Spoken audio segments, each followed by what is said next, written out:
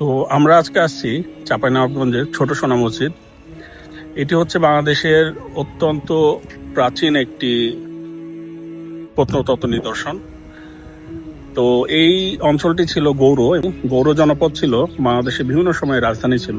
তো সেই সময়ে মোগলরা এই ধরনের মসজিদ মাদ্রাসা তৈরি করছে। এই মসজিদটি নির্মাণ হয়েছে 1493 খ্রিস্টাব্দে।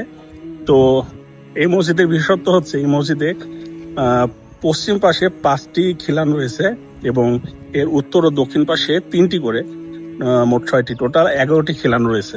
তো চলো না আমরা দেখি তাহলে।